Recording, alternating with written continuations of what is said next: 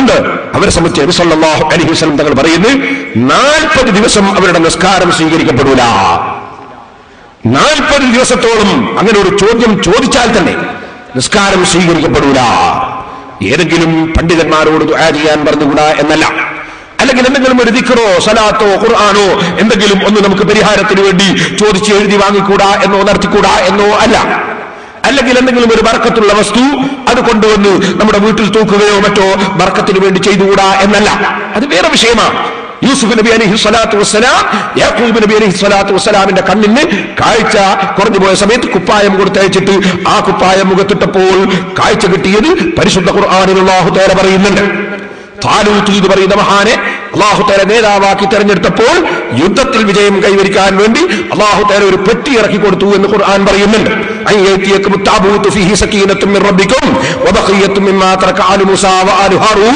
ആ പെട്ടിയിലുള്ളത് മൂസാ നബി അലൈഹി സ്വലാം ഹാറൂൻ നബി അലൈഹി സ്വലാമിനെ പോലുള്ള മഹാന്മാർ ഉപയോഗിച്ച സാധനങ്ങളാണ്. മഹാന്മാർ ഉപയോഗിച്ച സാധനങ്ങൾ ഉള്ള പെട്ടി അത് തഹ്മിലുൽ മലായിക, മലക്കുകൾ ചുമന്നുകൊണ്ടുവരുന്നു. അത് താലൂത്തിന്റെ മടിയിൽ വെച്ച് കൊടുക്കുന്നു. ആ പെട്ടിയും ചുമന്നുകൊണ്ടുള്ള യുദ്ധത്തിൽ അല്ലാഹു തആല വിജയം കൊടുക്കുന്നു. അതുണ്ട്.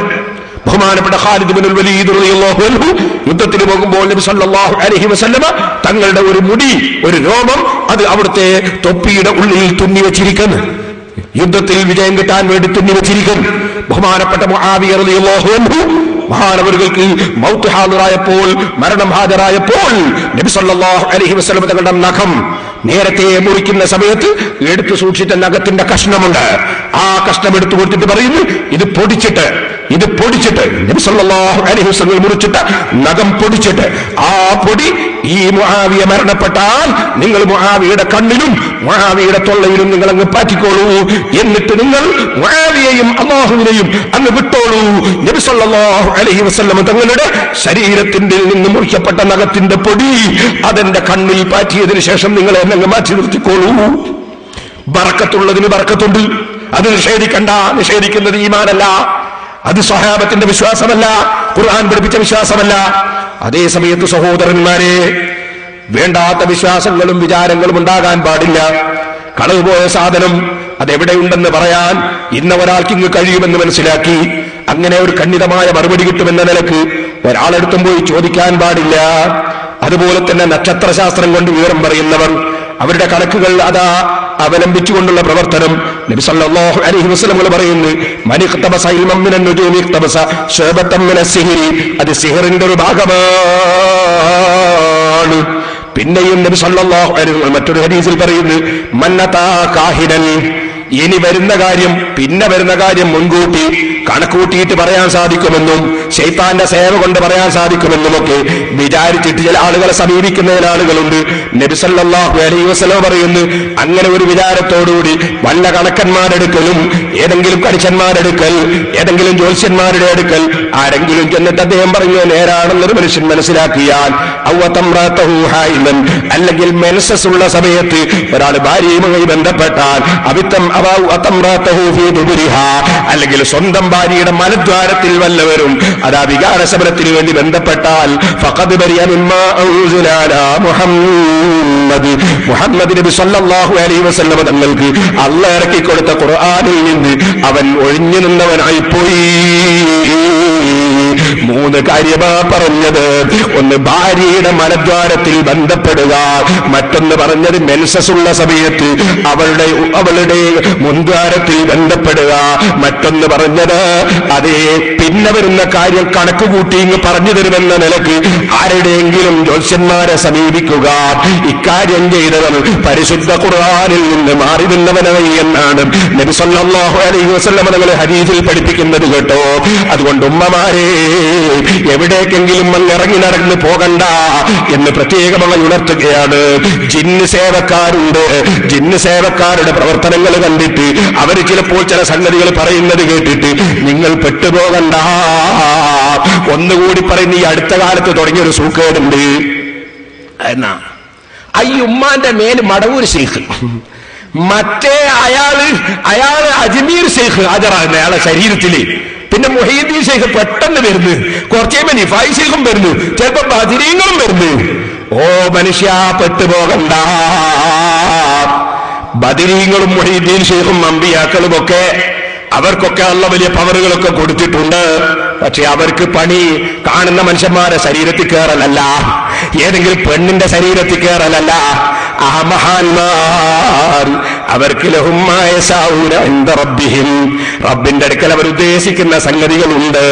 ആ ഉദ്ദേശിക്കുന്നത് ചിലപ്പോൾ അവർക്ക് ആവശ്യമുള്ള അവരുമായി ബന്ധപ്പെടുന്നവർക്ക് മലക്കുകളെ അയച്ചിട്ട് ചില സംഗതികൾ ചെയ്തു കൊടുത്തേക്കും. അതുപോലെ തന്നെ അവർക്ക് ഖിദ്മത്തെടുക്കുന്ന ജിന്നുകളും ഉണ്ടാകാം. അതേസമയം ഞാൻ നിങ്ങളോട് പറയട്ടെ, ആ മഹാന്മാരായ ആളുകൾ അവരുടെ അർവാഹികൾ, ആത്മാക്കൾ മഹത്വമുള്ള ചില സ്ഥലങ്ങളിൽ പങ്കെടുത്തു എന്നും വരാം.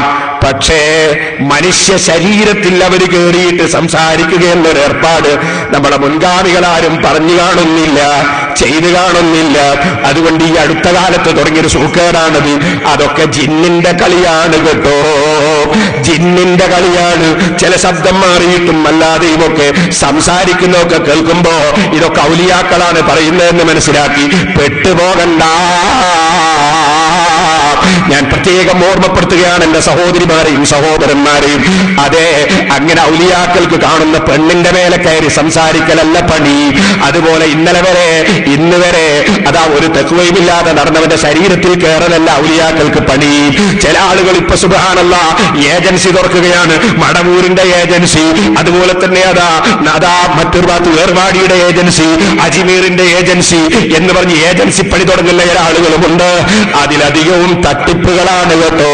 അതിലൊന്നും മുസ്ലിം പണ്ഡിതന്മാരെ അംഗീകാരമില്ലാതെ വിവരക്കേട് കൊണ്ട് പെട്ടുപോകണ്ട എന്ന് പ്രത്യേകം ഞാൻ ഓർമ്മപ്പെടുത്തുകയാണ്. എന്റെ സമീപത്ത് വന്നു ഒരു ചെറുപ്പക്കാരൻ, കുറേ ആളുകൾ പല സംഗതിക്കും വേർപ്പിക്കാൻ വന്നിട്ടുണ്ട്. അപ്പൊ കൂട്ടത്തിൽ എല്ലാവരും പോയി കഴിഞ്ഞവരെ ആ ചെറുപ്പക്കാരൻ കാത്തുന്നു. വേറെ ആളുണ്ട്, നമ്മളെ ഈ നാട്ടിന്റെ അടുത്താണ്, സ്ഥലം ഞാൻ പറയൂല, എന്റെ അടുത്താണ്. അങ്ങനെ എല്ലാം കഴിഞ്ഞിട്ട് ആ ചെറുപ്പക്കാരൻ വേറെ കൂട്ടുകാരനുണ്ട്, രണ്ടാൾ കൂടി സമീപിച്ച് ഞാൻ ചോദിച്ചാൽ എന്താ ഇവർക്ക് എന്തോ സുകാര്യം പറയാണ്ടെന്ന് പറഞ്ഞു. അങ്ങനെ മറ്റോ മാറിയെന്നപ്പോ എന്നോട് പറഞ്ഞു, ഞാൻ വിവാഹം കഴിക്കണോ വിചാരിച്ച് നാട്ടിൽ വന്നാണ്, വിദേശത്ത് പോക്കാണ്. അങ്ങനെ വന്നപ്പോ ഇവിടെ അദ്ദേഹം പറഞ്ഞു, നാദാവൃത്തി അടുത്തുള്ള ഒരു തങ്ങൾ എന്നെ കൂട്ടിയിട്ട് ഒരു സ്ഥലത്ത് പോയി. അങ്ങനെ കൂട്ടിപ്പോയിട്ട് ആ ചെന്ന സ്ഥലത്ത് ചെന്നപ്പോ അയാൾ ഒരു ഷെയ്ഖാണെന്ന് പറഞ്ഞിരിക്കുകയാണ്. അപ്പൊ അയാൾ എന്ത് പറഞ്ഞു, 10,000 ഉറുപ്പ്യ നമുക്കൊരു കുത്തുബിയെ തയ്ക്കണം. ആ 10,000 ഉറുപ്പ്യ ഇയാൾ കൊടുക്കാൻ തീരുമാനിക്കുകയും ചെയ്തു. അങ്ങനെ ഈ ചെറുപ്പക്കാരൻ എന്നോട് പറഞ്ഞു, ഉസ്താദേ ഞാന് 10,000 ഉറുപ്പ്യ കൊണ്ടുകൊടുത്തു. ഈ ഷെയ്ഖാൻ എന്ന് പറയുന്ന ആൾ കണ്ണൂർ ജില്ലയിലാണ്, ഷെയ്ഖ് അന്നുള്ളത് ഇപ്പൊ അള്ളാഹുവിനറിയാം. അങ്ങനെ ഞാൻ എന്ത് ചെയ്തു, ഞാൻ 10,000 ഉറുപ്പ്യ കൊണ്ട് കൊടുത്തു. ഷെയ്ഖ് ഒരു ദിവസം ചെല്ലാൻ പറഞ്ഞ് രാത്രി ഞാൻ പോയി, പൈസ എന്നോട് വാങ്ങി. അങ്ങനെ റൂമിന്റെ ഉള്ളിലേക്ക് എന്നെ കയറ്റി, കുത്തുബിയത്ത് എല്ലാനും തന്നെ കയറ്റിയത്. പിന്നെ എന്താ ചെയ്തത് എനിക്ക് ചെയ്യുമെന്ന് വെച്ച് പറയാൻ പറ്റില്ല. വാതിലടച്ചു, കടുത്ത തോന്നിവാസം എല്ലാം ചെയ്തു. ഇതൊക്കെ കൂടി ചെയ്തിട്ട് എന്റെ ശരീരം മുഴുവനും അയാൾ സ്പർശിച്ചു, എല്ലാ തോന്നിവാസവും അദ്ദേഹം ചെയ്തു. ഇപ്പോൾ എനിക്ക് ശാരീരികമായി എനിക്ക് ലൈംഗികമായി ശക്തിയില്ല, എന്റെ വിവാഹമൊക്കെ നടന്നിട്ടില്ല, ഞാൻ കുടുങ്ങിയിട്ടുള്ളത് എന്ന് പറഞ്ഞു. അപ്പൊ ഞാൻ അദ്ദേഹത്തോട് ചോദിച്ചു, നിങ്ങൾ ഒരാളത്ത് പോകുമ്പോൾ ഏതെങ്കിലും ഒരു മുസ്ലിംമാരോട് ചോദിച്ചുകൂടായിനോ, ഒരു കാര്യമുള്ള ഒരാളോട് അന്വേഷിച്ചിട്ട് പോയിക്കൂടായിനോ? അപ്പൊ ഈ ചെറുപ്പക്കാരന്റെ മറുപടി, ഉസ്താദേ നിങ്ങളൊരു ദിവസം നാദാവൃത്തി ഭയവും കഴിഞ്ഞിട്ട് വണ്ടി ഇറങ്ങുന്ന സമയത്ത് ഞാൻ വണ്ടി പോകുന്നുണ്ടായിരുന്നു. അപ്പൊ ഞാൻ നിങ്ങൾക്ക് ഒന്ന് കൈ കരുതണമെന്ന് വിചാരിച്ചിട്ട് ഞാൻ വണ്ടിയിൽ നിന്ന് ഇറങ്ങാൻ നോക്കും. അപ്പൊ എന്റെ കൂടെ ഉള്ള ആൾ പറഞ്ഞു, ഹേയ് മൊയ്ലാമാരെ കൈപിടിക്കാൻ വളരെ കാഫറായി പോകും. ഷെയ്ഖ് പറഞ്ഞു പോലും മൊയ്ലാമാരെ കൈപിടിക്കാൻ വളരെ കാഫറായി പോകും. അപ്പൊ പിന്നെ ഞാൻ വിചാരിച്ചു എന്തായാലും എനിക്കൊന്നും താരാറ് പറ്റണ്ടാച്ചു, ഞാൻ പിടിക്കാതെ പോയതാണ്. ഞാൻ പിന്നെ അപ്പൊ 10,000 മാർക്ക് കിട്ടുമെന്ന് നോക്ക്. എന്തായിക്കാണ് ദിക്കറൂന്ന് ചോദിച്ചൊരു ദിക്കറും പറഞ്ഞു വിട്ടെന്റെ ചങ്ങാതിയെ. ദിക്കറ് ഞാൻ വാങ്ങി വെച്ചു. അദ്ദേഹത്തിന് എനിക്ക് എന്റെ ഗുരുനാഥന്മാര് പറഞ്ഞു തന്ന ഒരു മന്ത്രം മന്ത്രിച്ചിട്ട് ഞാൻ പറഞ്ഞു, എനിക്ക് പ്രശ്നമൊന്നും ഉണ്ടായിരുന്നു, പോയിക്കോ കല്യാണം കഴിക്കാം. അൽഹംദുലില്ലാഹ് കുട്ടി കല്യാണം കഴിച്ചപ്പോൾ കുട്ടിയായിട്ടുണ്ടാവുന്ന വിചാരിക്കുന്ന സ്ഥലം എന്നോട് ചോദിക്കണ്ട. അപ്പോ അങ്ങനത്തെ ഒരു ലോകമാണ്. അതുകൊണ്ട് എന്റെ മുസ്ലിമീങ്ങൾ വളരെ നന്നായി മനസ്സിലാക്കണം. പണം പിടുങ്ങാൻ വേണ്ടി, സ്ഥാനം കിട്ടാൻ വേണ്ടി എന്തെല്ലാം തട്ടിപ്പുകളും വെട്ടിപ്പുകളുമാണ് നടക്കുന്നത്. അതിലൊന്നും എന്റെ സഹോദരിമാരെ പെട്ടുപോകണ്ട. അല്ലാഹുവിന്റെ അടുക്കൽ ചോദ്യം ചെയ്യപ്പെടുന്ന ഒരു വിഷയത്തിലും പോവുകയും വേണ്ട. വളരെ നന്നായി മനസ്സിലാക്കണം.